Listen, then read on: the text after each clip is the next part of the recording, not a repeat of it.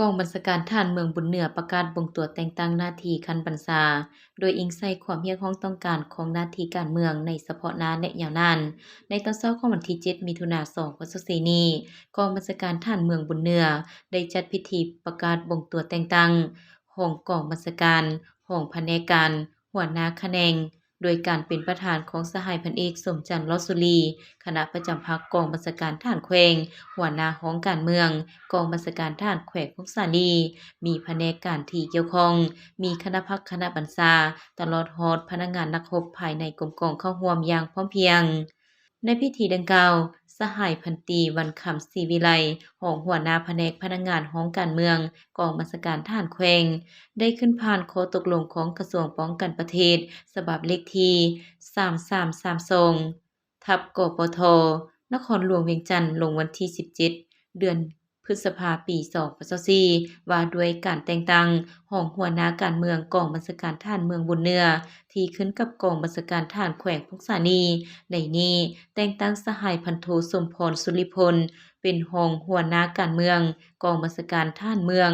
ทั้งเป็นหัวหน้าแผนกการเมืองกองบัญชาการทหารเมืองบุญเหนือพร้อมทั้งผ่านข้อตกลงของกองบัญชาการทหารแขวงพงษาลีฉบับเลขที่273 กบศ พล พงษาลีลงวันที่ 22 พฤษภาคม 2564ว่าด้วยการแต่งตั้งหน้าที่อยู่กองบัญชาการทหารเมืองบุญเหนือในนี้แต่งตั้งสหายพันตรีอุดมพรมณีวงศ์หัวหน้าแขนงอบรมเป็นรองแผนกเสนาธิการ สหายร้อยเอกบุญจันทร์วรรณเพชรช่วยเวียกแขนงการทหารท้องถิ่นเป็นหัวหน้าแขนงอบรมตอนท้ายของพิธี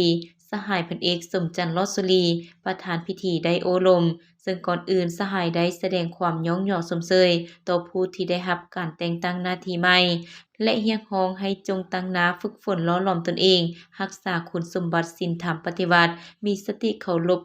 กฎระเบียบของพรรคกฎหมายของรัฐกฎระเบียบของกองทัพและของกรมกองวางออกอย่างเข้มงวดหัดแน่นความสามัคคีให้แน่นแฟ้นเฮ็ดเวียกเป็นหมู่คณะแบ่งหน้าที่บุคคลรับผิดชอบอย่างละเอียดจะแจงต้านและสกัดกั้นปรากฏการณ์ย่อท้อที่จะเกิดขึ้นกับพนักงานนักรบเพื่อให้กรมกองมีความสงบและกลายเป็นหน่วยพักปลอดภัยเข้มแข็งหนักแน่นอย่างบ่หยุดยั้ง